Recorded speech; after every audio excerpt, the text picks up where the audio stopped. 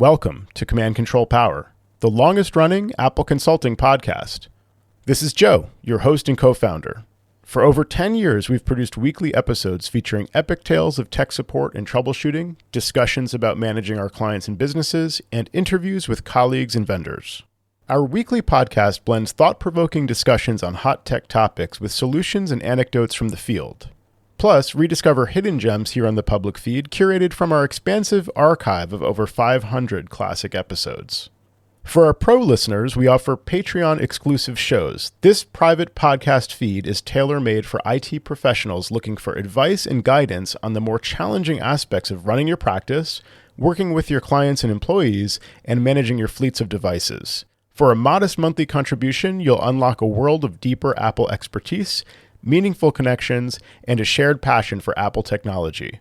Simply visit commandcontrolpower.com and click support. You can preview the latest episodes and special content there, and you can instantly subscribe to the weekly patron-only episodes right in your favorite podcast app. Level up your consulting journey with the latest episodes, the most candid conversations, bonus features, and more. Join us on Patreon. We have recently wrapped up our anonymous Apple consulting survey that we sent out to our listeners and to our colleagues on Slack, and we got dozens of responses. Thank you all for participating. We're reviewing the results now, some really interesting feedback and kind of a breakdown on how different people position their services, different rates by market. And so there's a lot of interesting information in here. So if you want to listen to us discuss the results of our rates and plans survey, make sure to check us out on commandcontrolpower.com. Click on support to be taken right over to Patreon, where you can become a supporter on Patreon. You can subscribe right in your podcast feed. Also, if you participated in the rates survey, we will also be sending you some information by email if you included your email, in case you're not a Patreon subscriber. But we hope you become a subscriber and a supporter on Patreon, and look forward to discussing that in an upcoming episode very soon. And now on to the show. This week, we are very pleased to be joined by Jonathan Spiva, founder of 74-Bit and director of IT. Welcome to Command Control Power. Thank you, guys. So, Jonathan, we were talking a little bit behind the scenes about your model of consulting, and I think what sort of brought that up in our mind was your title. You call yourself director of IT, and yet you're the founder and the owner of the company. You're the head person there. And so that title seemed kind of interesting. And you told us that it was in relation to how you think of yourself in the role relating to your clients, as opposed to your title in your own company. So can you talk a little bit more about that? Yeah, it's really about trying to embed ourselves into the clients we manage. And so the entire team fills more traditional IT job titles, so whether it be a help desk technician, systems administrator, or director of IT. And so when we go to a meeting or we're meeting with other department heads, that's kind of the roles we take. By having that as my job title, it says that on my signature when I send out something in a ticket. It kind of frames everything in the right conversation. It's just something we did along the way that worked really well. We used to have like consulting engineer, and technology consultant was another job title I think I had at some point, but kind of landed on this, and it's worked really well. So you might respond to a help desk ticket from an end user, and they see that it's signed, Jonathan Spiva, director of IT, and they're seeing that, presumably in relation to their company. You're the director of IT for their company, and you're the director of IT for probably a number of companies, it turns out.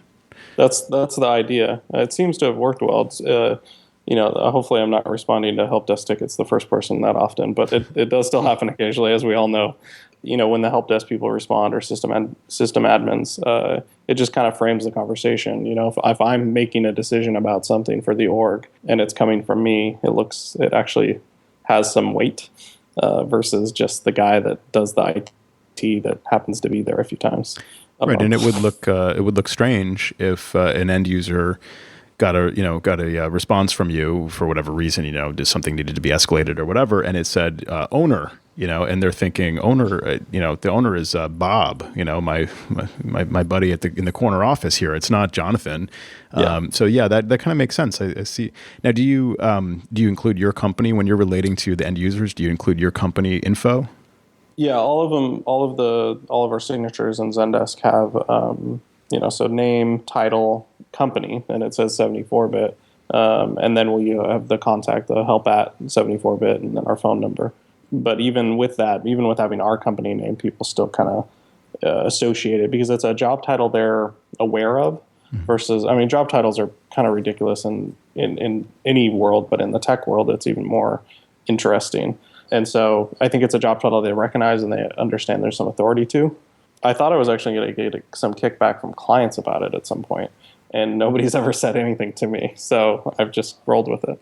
In what way were you afraid of that? Just, that we are, although we fill that role, I just would expected some like, what are you trying to say about your director of IT? Well, I have a question about that. Have you ever worked for a company like, let's say you're brought in to support the Mac department of an enterprise company and they have a director of IT? Not the specific role, not a specific job title, I should say, but we do have one large retail company that we work with that we are just doing their Mac support. They have about 100 Macs in their org, and we just kind of treat them as any other client.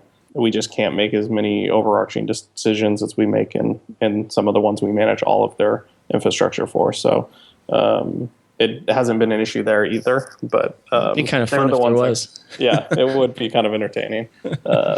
Maybe someday. And you said to us that you kind of use this as your calling card when you're approaching new clients and looking for a client to provide IT support for, that this is something that distinguishes you and separates you from other IT support companies. And I would imagine that would really work in your favor. It's such a unique approach. We've thought about actually even like making a org chart that's like, this is our org chart, and this is how it fits in your org chart. I mean, we kind of have that conversation a lot of times with new clients, but just the visual, I think, would be really great to, even have two separate pieces of paper. And this is how we fit in, because it really changes the concept of that we aren't a bill that you pay for service. We should be thought of from a budgeting situation and from an operating expense more as a internal resource. As an internal resource, as a salary almost, And once that conversation changes, the conversation of money gets a lot easier. Because you're perceived as being one of us, one of them, yeah. So when you are positioning your company to, fit into the org chart in that way, what are some of the types of, I guess, IT support that you're sort of replacing or looking to replace? Is it internal IT staff? Is it companies that have, the traditional consultant outsider that's kind of helping them, that, you want to provide a more comprehensive, fully featured solution? I mean, how do you, what are some of the people you're replacing like? We've definitely been in situations where we've replaced the single IT guy, and not necessarily from an active, been going after putting somebody out of a job kind of thing. It's been more so as we started augmenting that person, and then eventually that person moved on. Or in a situation where we've actually had this happen quite a few times, when that person moved on in a not graceful type of situation, and they needed help now. Because as Shelly from Wheelwrights, who you guys interviewed recently, she has a Twitter hashtag that I really enjoy that's like your last IT guy, kind of remedying some of those things. And so we just have to get in there and start fixing things. So when you say that, the last person moved on in a not graceful way, can you describe some of those situations you've come into? The situation of billing a lot of money and not a lot of value being seen by the org. Contract that wasn't ended from the point of view of the vendor. So there was legal issues and all sorts of stuff. So it basically just ended up being that he's gone, we need help. That changed from being something they maybe wanted to plan out in the next 90 days to happening in the next 10 days. It's a model I aspire to, building a lot of money with really nothing to show for it for the side. Oh, I think the key is there to not have to do any work, but show value. Yes. Right? That's really where the magic is. Yeah. It's a sweet spot. Well, how much does that inform your sort of policy of, how did you put it earlier off the air, where you want to be sort of easily replaceable or sort of dispensable? We kind of have a policy or a mantra or whatever to say that any solution we implement for a client shouldn't be reliant on us. As an example, I think this is kind of the definition difference between what we do, which we call monthly services, from the traditional model of managed services. And so if a client has a need for email, or a client has a need for backup, or a client has a need for patch management, we won't deploy anything that actually relies on us to do that. So meaning we aren't reselling a service. There's no business relationship between us and them from that situation. If we need email, we will go to Google Apps, we will go to Microsoft for Office 365, and we're not going to be involved in that. And we also don't resell any of those things. We're very strict about not making any money from anything we recommend. So you're not tempted on those like 1% of $5 per month residuals. Especially not on the services. There are a few times I wish I was a Meraki reseller because there's bank there, but it's just never worth it. It's never worth moving the product for us. There's so much weight behind this, Jonathan. I mean, when you sit down at a potential new client or meet with them and you talk to them about the fact that you're going to help them combat all these issues and build these things for them, but they're not relying on you, you're basically saying that your work stands on its own. Mm-hmm. And I'm just thinking about this as you're saying it and just how, I don't know, mind-blowing that is, because if you think about it, the client's always like, all right, how are we tied into this guy for this stuff? But you're saying what we do is good enough to stand on its own, and all these services will help you get there, but they don't rely on us. It's really fascinating. Yeah, it's a powerful position to be in, to be able to take that stand with the client, because then you really do have to have your work stand for itself, or they're going to move on, and that's but that's such a more equitable position to be in, I think, on both sides. It should be your work that keeps the client coming back, and it should not be your proprietary knowledge that you have of their systems and the undocumented things that they're going to need to call you about, and just always not want to pick up the phone, but they have to call you. And the thing we sort of refer to in shorthand as job security, for the IT guy. It's the secret passwords that only he knows and stuff like that. So it's great that it's really a breath of fresh air. It's contrasted against tons of things that I've inherited over the years, where somebody says, I want to move my email to a new provider, or I say, your provider sucks. We need to move your email to a new one. And, we're looking at, do they have access to their DNS? Well, no. Okay, what about the registrar? Well, I think it's like this company, and we look it up and everything. And it turns out it's registered in their IT guy's name from 10 years ago or something. And we need to unwind that. And just what a nightmare. And it's just so much more complicated for the client than it needs to be. And then they just have a bad taste in their mouth about the last guy. And he's not making any money from it. They need him in this way where they don't want to have to call him. And it's just this really ugly situation all around. So yeah. I think it's a model that a lot of us could really stand to employ. How did you get there? I got really lucky. The company is only I think we're coming up on our 3-year. Yeah, we'll be 3 years in April. I started this way. The original pricing model for everything was really kind of based on, I'd had some experiences in Southern California working for a couple Apple consultants, and I've also worked in-house IT a couple different times. And so I had kind of a few things I didn't want to do when I started.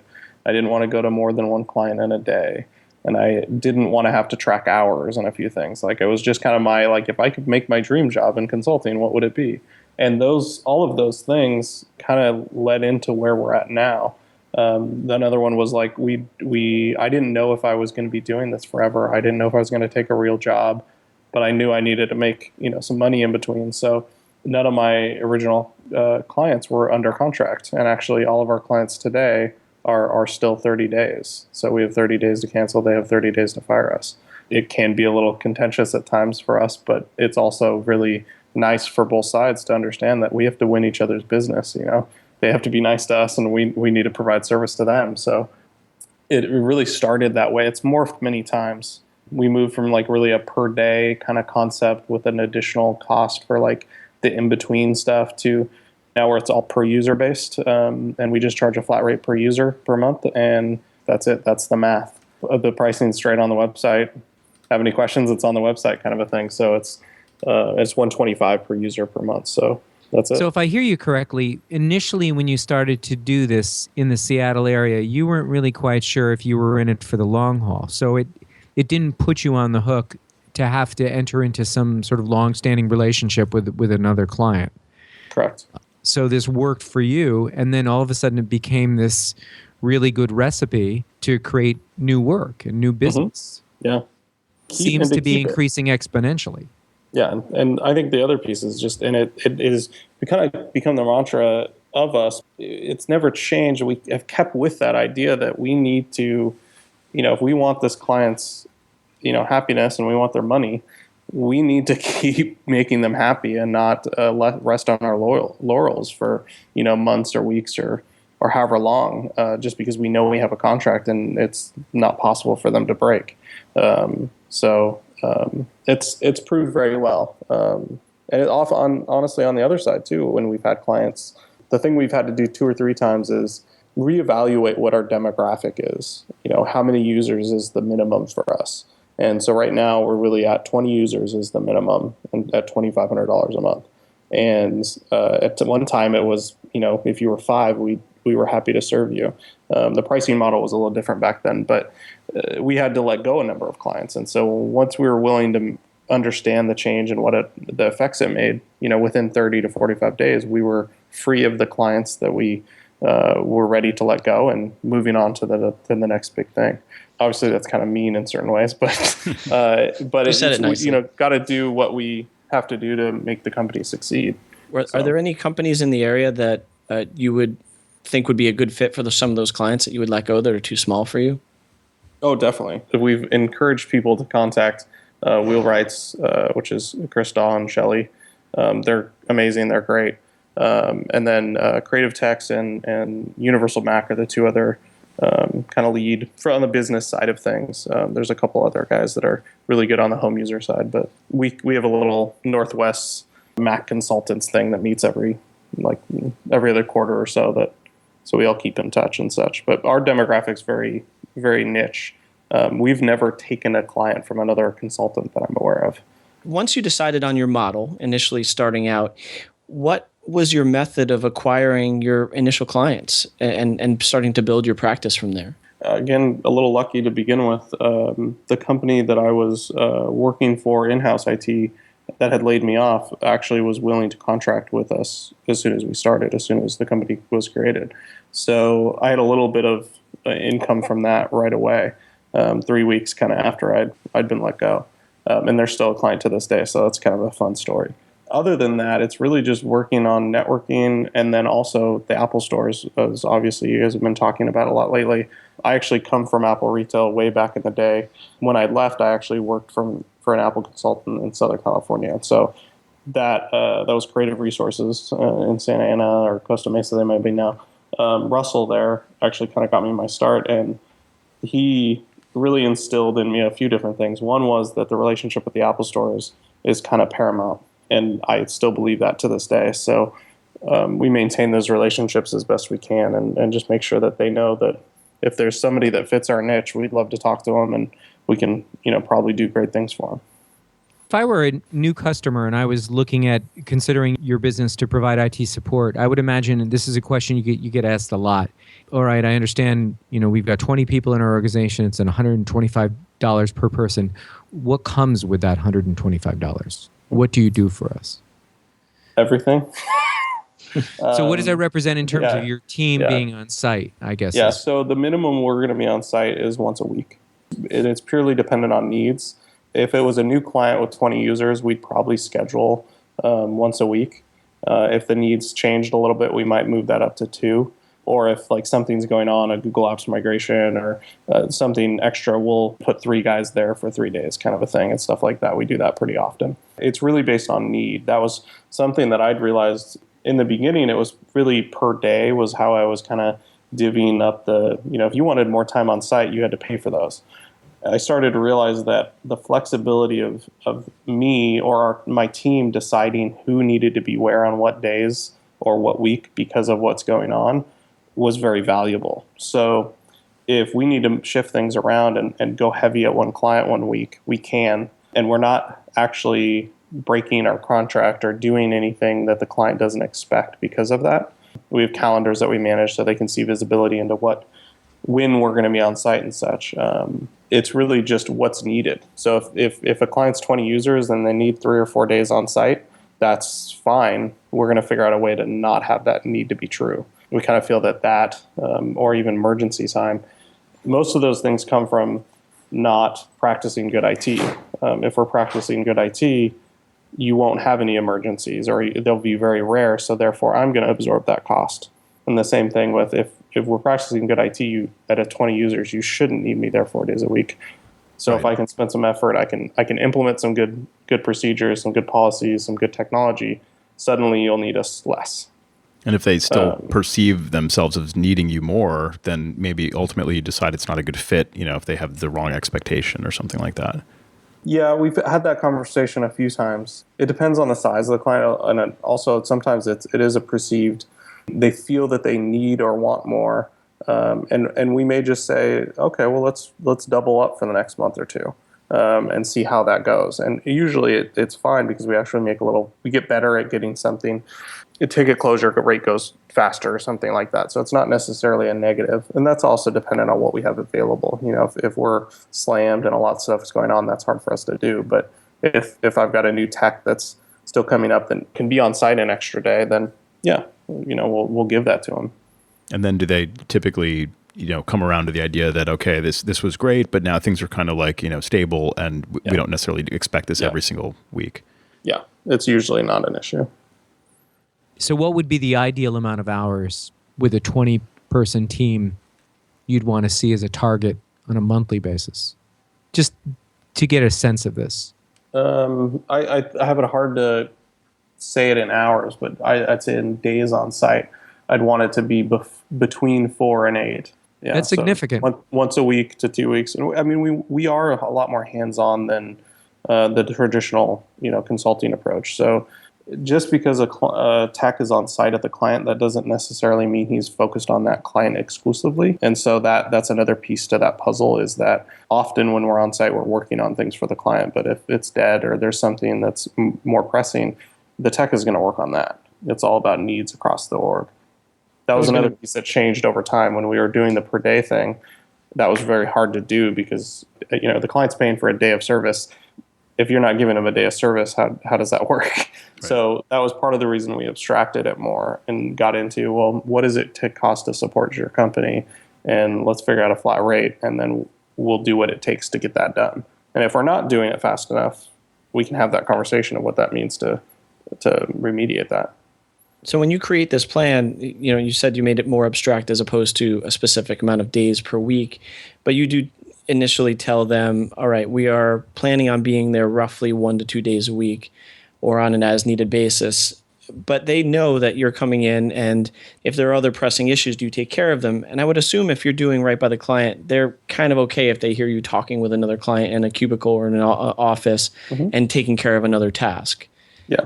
Because as long as you're focusing on when they have critical needs or even minor ones, you're taking care of them, they're sort of okay with that. Yeah. And it's happening quite a bit. If I'm on site working on something with a client, it's very likely that if they send in a ticket or they make a phone call, somebody else is going to pick up the phone. I'm not going to pick up the phone.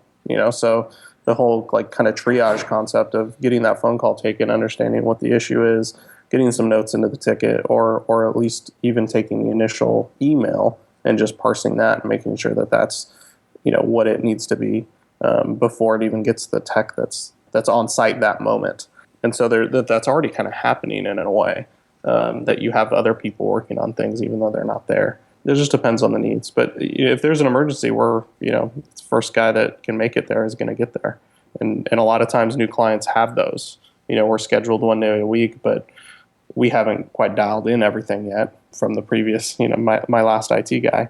And so, we're going to be spending some emergency time out there just dealing with whatever comes up. It occurs to me it's a sort of a opposite model from the one that Luis Geraldo has discussed on the show, where his pitch is sort of to tell the client that if I'm doing my job right, you won't see me. But in your case, you're really kind of designing your services around the client having a lot of face time with someone from your organization, being there physically, in their company, and having a desk and kind of working there and seeing how things are working in person. I mean, do you find that solves a lot of client consternation about sort of like what they're paying for? Like they know that they're going to see your face once in a while? I think there's values on both sides. I don't think Luis is wrong. Like, you shouldn't have to see me is maybe the way that I would rephrase it a bit. As an example, like, I'm not at clients very often. clients will see me once a month for a IT meeting. Occasionally, a new client will see me a little more as we're just figuring things out. I'm the most experienced tech on the team, so I have some knowledge to lend when we're dealing with something we haven't seen before. The client is definitely happier with people on site, but there's some huge values for us on our side. We actually get to hear conversations that happen in the offices. We get to experience when the internet has issues. We get to experience when the Wi-Fi has issues. We get to, all of these different things that the user is sitting there dealing with, we're there with them. Not just from a technical understanding, but also from just a, hey, we're in it too. We feel like part of the team and they feel like we're part of the team. It's more outsourced IT, or the term we also kind of use is IT as a service compared to more of a consulting side of the business. So do they actually provide like an office, that your tech uses on site? It depends on the scale. There are some clients where we have a place that we set up, which might be in the server room kind of a thing. And on other ones, we have one client where we have 2 desks with monitors and, just kind of really set up, ready to go. Because one of our other tech's offices quite a bit. So it just depends on the size and the scale. And we aren't really picky with that. I mean, we'll sit in the corner or on the couch and work. But as the client gets larger or different things change, we'll usually request, hey, can we have a space?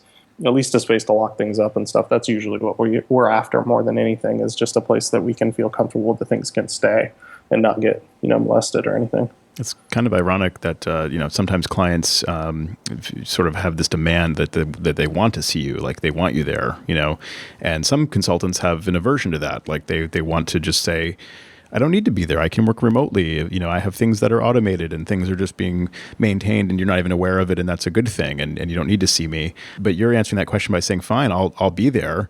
But now you've got to subsidize my office infrastructure a little bit and provide a desk and a chair for my guy. I mean, we have our office is kind of, we say we have an office, but it's really kind of a different situation. It's actually a client that we used to work with was moving, had some extra space. And now we have a nice little pass trade going on where we get a little space. We bring all the infrastructure and technology, and he gives us a space to stay, and he gets IT help too. So, we have 2 nice monitors and a couple conference rooms and, things we can share. And it's more often than not, it's just a place for the guys to meet. If we want to actually have a conversation in person, we normally don't see each other a lot, thus the reliance on Slack. And, I'm sitting here thinking, well, crap, I've just spent all these months reworking my own model. And now this one's intriguing me. There's nothing wrong with changing again. This is, version 4 or something like that. Right. I don't think there's anything I'm going to change for quite a while. I could see us maybe changing the price a little bit. I also have played with the idea of having like a device-based user, so somebody that's not actually on a real computer, not on a Mac, a PC, a Linux box kind of thing, that maybe it'd be cheaper if they were on like just an iPad or a Chromebook or something. But I'm ways off from that. So, but I really encourage that kind of concept of using Chromebooks or even iPad. iPad Pro might be the catalyst for this, but give up the computer if you can. It's hard though. So I understand. Sam, I have visions of you at the dance going from pretty girl to pretty girl. That's like, me, oh no, look at that one. She's really pretty. I'm going to go over there now and dance with her. We got to stop doing this show before we all get too confused about our business models. I can't. I'm just going to close up shop. My takeaway of the conversation is Seattle seems like a really cool place. And what are we doing here in the Northeast? Right. So let's take a brief moment to discuss our sponsor this week. We'd like to thank Gruntwork for sponsoring this week's Command Control Power. Gruntwork is really a cornerstone of your managed services practice, and this is very fitting with our conversation around monthly services in general. Gruntwork takes all the maintenance stuff that you should be performing on your client systems, like disk repairs, permissions repairs, even things like memory tests and things that are too time-consuming to do when you're troubleshooting a problem. And it does those things in more convenient times. It does them automatically and unobtrusively. It will prompt the user to log out so that it's able to run maintenance. It'll attempt to log out a user if the system is idle. It will run disk verification. It has a very unique feature in that if it detects a problem with the file system, it'll actually attempt to restart and repair the disk without requiring an on-site visit. Pretty powerful stuff. Sam, you specifically have been really ramping up your pitching of your managed services proposals to your clients, and obviously Gruntwork is a huge piece of that. How's that been going for you lately, just pitching those proposals to clients? Well, this month we did make a big push, as you said, and I expected a little pushback, but we did get the responses, at least from some of the clients, that we were hoping for. Once we implemented our services like Watchman and Gruntwork, I was actually a little concerned about a couple of clients that are a bit difficult to deal with, let's say, and they were quite pleased. They said, well, this told us, hey, it's almost time for lunch. I was ready to head out anyway, so I ran the services, and it really didn't get too much in my way. Once they see it, they find it not too intrusive, which is exactly what I wanted to hear. Now it's starting to really make me feel comfortable about deploying it. And I love what it's doing for my business as a whole, just be able to maintain from afar. The easy maintenance, the easy updates are all handled by Gruntwork. We've deployed Gruntwork in a manufacturing organization. All the machines in this office also are virtualizing in a parallels environment. So one of the nice things is when we come on site to perform our maintenance, we don't have to look on the Mac side at all. We know that all that work and all those updates have been performed by Gruntwork. If they haven't been performed, we get notifications immediately beforehand, and sometimes we can trigger an update before we ever arrive on site. We're saving our clients time and money because all we need to do is just maintain the Windows side of things in the virtual environment, and the client loves this. We're big fans of Watchman monitoring on this show, and for managed services that you're providing to your client, you can have Watchman at one price point level, and then at a higher price point level, you can bundle Gruntwork and Watchman together.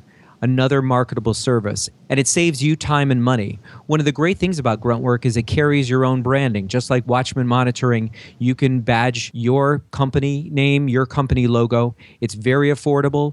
It's just $37.50 a month for up to 15 Macs, and for after that, it's at $2.50 per month for each additional Mac. And when you think about the opportunities there to resell that service to your clients, it becomes a very attractive offering. You can find out about all these different options at mac-msp.com. Find out about Gruntwork, as we've been discussing. You'll find out about Onnit, which combines Gruntwork with Watchman monitoring. And you'll also learn about Blue Sky, which is a really, really cool remote support solution, remote access and remote support. You can do both command line access and just good old ARD or screen sharing access remotely without any kind of special VPN in place. Really interesting stuff. Go to mac-msp.com and check out Gruntwork and all the other offerings from Mac MSP. Thanks again to Gruntwork for sponsoring this week's Command Control Power. Jonathan, there's something so elegant about the business model as it stands now. And I encourage listeners to go, as you mentioned, 74bit.com/pricing. They'll see these numbers jump off the page, and they'll wonder, why they're billing out on an hourly basis anymore. But it's just so elegant. $125 per user per month. $2,500 per month minimum. That obviously implies a 20 user per month minimum. But that's it. I mean, that explains it. It tells people exactly what type of client, what sort of caliber, what budget, client you are positioning yourself in front of. It's a really easy to understand pitch. There's no you could have the gold plan or you could have the platinum plan. Bronze. Don't forget to talk about the bronze. Right. Nobody, you don't want the bronze. Just skip right over that one. But you don't want to introduce them to all these confusing different options, like per hour rate versus a discounted hourly rate if you prepay on a contract, and all the things we talked about in the show. Are you knocking my model, Joe? I'm knocking my own. But yeah, I mean, it is what it is. It's this is the way we do business. And you're in a position where you can say, kind of take it or leave it. I think that actually goes back to even the very beginning. It's kind of one of those, I didn't want to go to more than one client a day. I think something for me was I didn't want to have to deal with billing at all. So any concept of entering hours or entering things or changing things, I think even calculating, that's kind of funny, even calculating the users at an org is almost too much work for us. We do it quarterly-ish, but really we're not that good at it. I'd rather just the invoices be sent on the first of the month and I don't have to do anything. Sadly, we have to enter a little bit now, just the amount of users, but the simplicity of it is where I like to think about it. Is there's nothing to screw up. I'm not an accountant. I'm an IT guy. Well, I don't need to be spending my time in my accounting app. Right. I mean, per user is probably the absolute simplest you could land on, because, devices, as you mentioned, can be, how do you define a device? But you can define a user as, a person pretty easily. As you mentioned, there is still a gray area around that. So how do you see, do you see dividing, like, counting a like iPad only user as half a person, or, having a budget for a certain number of those that are just kind of included, or like have you thought that through at all for listeners? I think you've just offended every person that's an iPad user. They're half a person. You're half a person. We haven't got into like the device thing. The clients don't tend to ask about that. That's really my idea as a way to save cost for encouraging good movement. I think the iPad is a good use case for this, but honestly, a little bit the Chromebook. Although it's it's an Apple thing and we're all Mac nerds, but Chromebooks are really kind of magical for the right use case. I bought my mother one, and my grandma's getting one for Christmas. My wife has one. I still have a Mac, but I actually use a Chromebook quite a bit at home. It's sad for me to say this, but they fit certain use cases really, really well. So if an org has that use case, I want to reward them for that simpler, easier thing to manage, which actually requires no management, by maybe discounting my rate in some way. What does come up is this person is not full-time, or this is a consultant, or this is a contractor, or any of those kind of different verbiages for how an employee is working for the org we support. Usually that comes down to the conversation of, is if 74-bit is going to be responsible for that user's productivity, then they need to be counted as a user. The answer to that is no, then that's fine. And we'll usually do basic support, like if they need a password reset for something. But there's very few, like there's probably only 2 or 3 users in the entire, in all the companies we manage that actually fit under that. They just don't get support realm. Right. I mean, starting with 20 as a minimum, you're probably not getting companies that are taking advantage of this per user model and trying to include a bunch of sort of freebie users at that level. So, but yeah, it's something to think about. It's good that you're staying on top of that, because, like you said, the iPad Pro is probably going to change this for some clients. The other thing on the pricing page that pops out is the ad hoc pricing. It's not the break fix or hourly pricing that a lot of consultants still concede, even when going more or less all in on managed services or monthly services. It's a per day price. So the per day price is $2,500 per day, which matches your sort of monthly minimum. And to me, that really positions it as like, we don't want to do this. This is not the way we do business. But like, if you insist and if you're willing to pay this amount, we'll accommodate you. Mm-hmm. I think that's very a Luis thing. I think I might have picked that up from him a little bit. We used to post an hourly, and it was about the same as the day rate, the eight hours. And with a little thing that said like, hey, we hardly ever do this. It's only available if it's a really cool project and we get excited, kind of a thing. And that kind of goes and get to the back of the history of the company is like, there was for like the first 2 years where, as far as billing hourly, we'd only billed like 1 hour for the first 2 years of the company. Now I think we might have billed 12 or something like that. There was one project we billed a few hours for in the last 12 months, kind of a thing. It's very, very rare for us to bill hourly. And that's for other clients, not the people who are under your monthly service plan.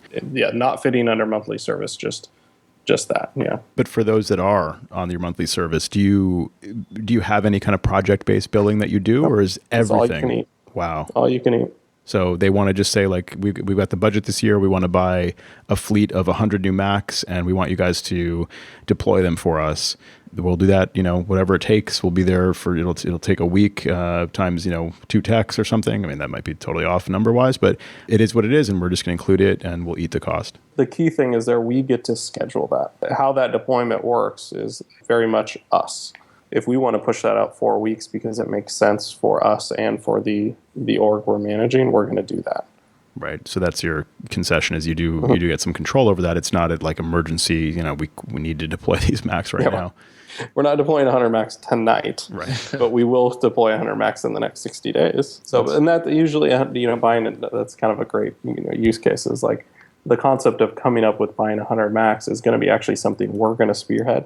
We're going to want them to buy those, and we probably wouldn't they probably wouldn't buy all At the same time, they'd probably, space them out a little bit. We usually will want to move faster than clients do. It's very rare that a client will let us move as fast as we can. That's not always true based on other projects that are going on at certain times, but the client we're just recently onboarding, we're about 45 days in, we're doing their Google Apps migration. We're moving from on-site Exchange to Google Apps. If it wasn't as broken as it was, we probably would have wanted to wait a little longer just from a scheduling standpoint. But we're doing it. But we're also doing a phone system migration and internet in the next 60 to 90 days too. So there's a lot moving. There'd be a lot going on in the first 6 months for that client. But that's a big incentive for a client to sign on the dotted line, right? Because they're thinking, man, we've been waiting on these 3 different major projects for a while.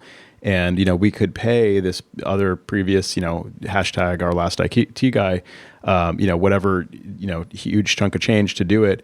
Or we could get Jonathan and his company to do this, quote, for free if we just sign on as a monthly service, client. Now, they could obviously take advantage of that and then drop you guys after a month or two, 30 days notice, and walk away. There's always somebody that could exploit the system. But obviously, you're not afraid of that because, again, your work stands for itself. 3 years ago, once you found you had a winning formula here, how did you, and again, this isn't a simple answer, but how did you start to scale by bringing on employees, and how did that work? I mainly say luck. All of our hires have been great, but the first hire we made was a gentleman named Owen Bregel. He's awesome. He's young, and he will nerd out better than I can. And so he was the first member to add to the team technically. And he's continued to grow and kick butt. And then the other one is Jonathan Kwame, who handles a lot of our Southbound stuff.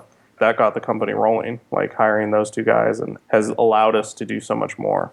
Those are kind of the 2 main sysadmins on team. How did they get to you? How did you find those guys? Owen was just, at that point I was just Craigslisting for people, and I never hired a guy in my life. Like I've never managed a team this big. I've never had a job this long, all these things, and so a little bit of knowing what I think I needed and wanted, but also just he's the right guy for the job and he's good at what he does. I owe a lot to both of them. And how do you take an employee like that who has mad skills, and how do you let them spread their wings but still keep them in the nest? Well asked, Jerry. I like that. Yeah, I like that too. As I look up and I see on my Apple TV and screensaver the hummingbird on the screen. Nice. Yes. How do you keep them in the nest? Are we talking like keep them from wanting to move on and doing their own thing, or are we talking about I think just making sure they're constantly happy, and maybe not constantly, but like I give all of the tech staff a lot of rope to do what they need to do. An example of that would be like everybody has a company card, and there's no limits on them. And if they need something for work, whether it's $5 or a little more, that's fine. Like that's what we need to do. If you need to buy a $50 piece of shareware to solve the problem that's going to save you 2 hours or something, by all means, go for it. That type of, can't think of the autonomy. Word. To just do what they need to do to solve problems. And then always being available on the flip side of that when they are ready to ask for help. And Slack is a big part of that, is that adding somebody or adding the group on Slack to like, hey, I'm having this issue at this client. Can you look at this ticket? And that'll start a conversation usually of like, oh, we saw this at this client, check out this ticket. Or even just a direct conversation of me like, oh, that's this issue. I didn't tell you that because I'm the worst at taking tickets. And when we talk about tickets, we're talking about Zendesk for your tickets. Yeah, we have a long past with Zendesk. We actually took a hiatus for, I don't know, it was probably 6 months. We moved to another platform called Samanage and then moved back. And that could be a whole podcast by itself. I have to say, my jaw dropped when you were talking about the company cards, because I thought you said company car. And I said, this guy's really doing well. Right. If everyone's getting a company car, I was like, I want in. Well, that was one of my first questions I asked my tax planner person was like, can I buy company motorcycles? Like, is there any realm where that makes sense tax-wise? And he's, no, that doesn't work. So yeah, that would be what we'd do if we do anything. But the guy said no, so I haven't been able to do that. How has some of the other competition in the area reacted to you coming on the scene 3 years ago? And you've mentioned earlier in the talk that you have a very healthy relationship with some of the other very skilled companies in the Seattle area. Have you ever encountered any friction? Not really. I go back to that comment. Like, I don't think that we've ever taken a client from any of them, which I think is kind of cool and kind of strange. It tells me that there is enough business, and it also tells me that our niche is not in anybody else's. The majority of the other people in the Seattle area aren't focused on larger orgs, or if they are, they're focused on doing a single project for a larger org, I would say. And I don't know all of their models perfectly and their client bases perfectly, but that's the general idea I get. Whereas we almost exclusively do larger clients on a monthly basis. And we do some project work, and we should talk about that a little bit, but it's very selective, and it's usually Casper related, and it's usually the higher end. It's usually like bigger Fortune 500 kind of stuff. So about 4 years ago, and prior, you were working for an Apple consultant, you said, in California? That would have been more like 6. The job I had before 74-bit was an internal IT. I think it was IT coordinator was my job title. Again, job titles are hilarious, whatever that means. But I handled everything from help desk level up to more strategic decisions. So it was a 50-user org, and they'd stayed there for the 3 years, 2.5 years I was there at 50 users. I was able to implement a lot of good things, move them to Google Apps, got them going to Crash Plan, got them on a normal refresh cycle for hardware. So we didn't have one machine that was 7 years old and 3 that were 6 months old that we replaced, kind of a thing. They had a move in that conversation. We got them on good wireless. Just there was a lot of projects in those 3 years. And by the end of that, they didn't need me full time. Plus, there was going through a little contraction and such. So it made sense to lay me off. And then 3 weeks later, I was hired as a consultant. So, quite a great path that you took. Pretty ideal. Is there anything you miss about rewinding back to 6 or 7 years ago when you were working in the trenches as just an Apple consultant for a consultancy? What are there any things you miss about that? I think I miss a little of the constant new tech opportunities. We have a very small client base. There's 10 clients right now. Of those 10 clients, we get to take those from wherever we inherited them at to awesome. And some we do, and it only takes 6 months, and some it takes us a few years. But we get to solve all those problems, but we don't get the constant new ones coming in. And so that's kind of a thing I miss from being in the trenches. I get a little of that from doing jump starts with Casper Suite. So we're a certified integrator. 2 of the members of the team are myself and another. So we get to go kind of in the trenches to do that. Usually one a week or so, depends on. I've done a little less recently, but there for a while during the summer I was on the road once a week, as was our other tech that does those. Those kind of give me a little bit of that feel. Also a great way to get an understanding of what people are doing in orgs. Not just with Macs, but just in general, like whether it be digital signage or phones or any other connected devices. They kind of think it's a little weird when I get in there and we'll be at lunch and just done the first day of the jump start or just started, and I'm asking them about things that have nothing to do with Macs because I'm curious, and I like to get other people's opinions and hear from them as far as what they're doing, what's worked, what hasn't. So there's a certain amount of predictability in a lot of the clients that you target with your business, and you miss the variety that you had being a consultant. Oh yeah. That's very fair. I think the other thing is just it's being an employee, and I think you guys all know this more than, or everybody on the podcast knows this, is that running your own business, it can be really rewarding, but it also takes a lot from you too. And so you are the guy that has to solve the problem if nobody else is willing to solve the problem on the team. There's nobody else the problem can go to.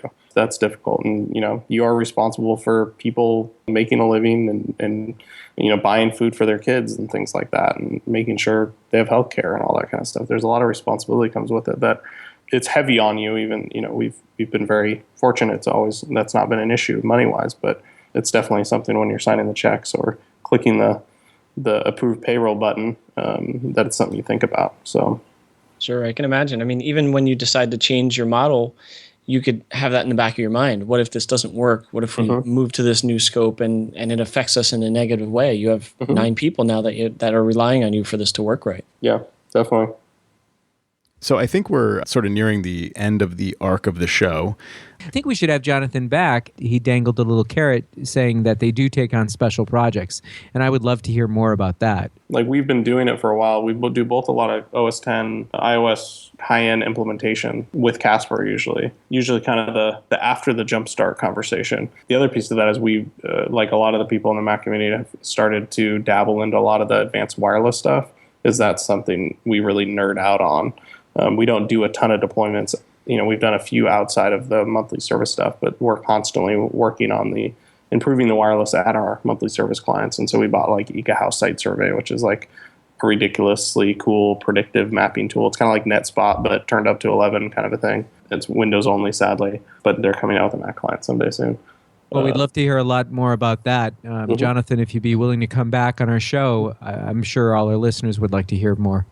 I will not say no. I think Excellent. that's a yes. Sounds like a yes.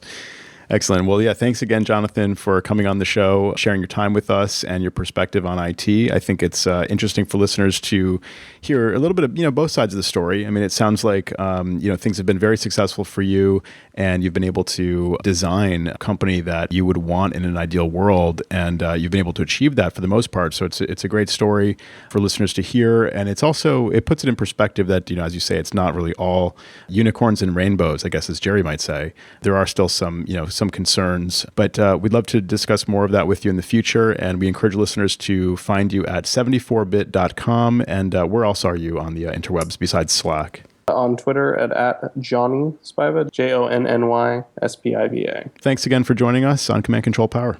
And thanks to Gruntwork for sponsoring this week's Command Control Power. Find out more at mac-msp.com/gruntwork.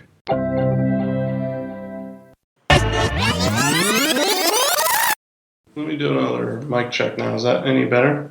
That's worse. Worse. It's about 1,000 times worse.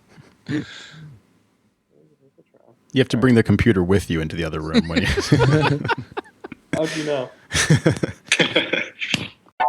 Is this the show? Let's go at that angle. This isn't the show. I know, but let's because I know, Jerry, you need to know. I need to be very clear with you when we're recording and when the show is starting.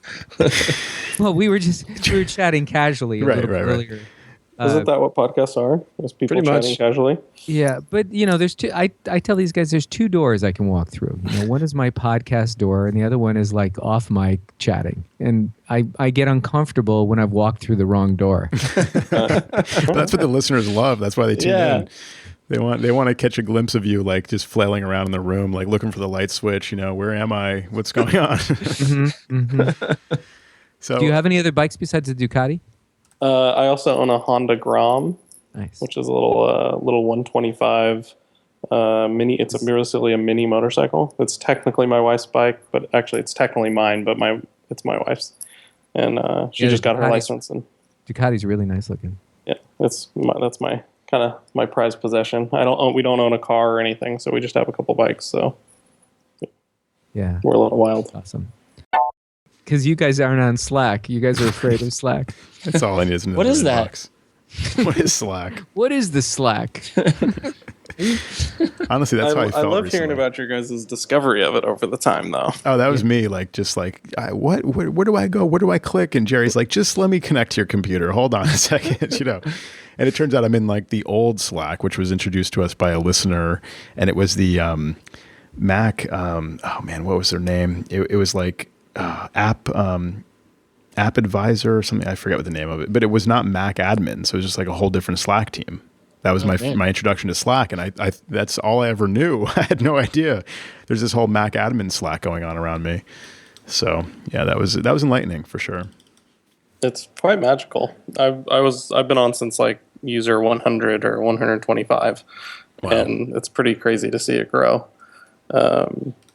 Amazing amount of people, and then just the great content for ACNs like us or Jamp guys or anything that you want that's out there. Even a lot of off-topic stuff. Yeah, sure. There's a real hive mind there. The only temptation is that you want to be on it all the time because there's a lot of stuff that kind of flies by, and you miss a lot of good stuff too. Yeah, I log in. It's you have missed 1,492,000, and I'm like, oh, okay, I'll get right on that. I'll scroll.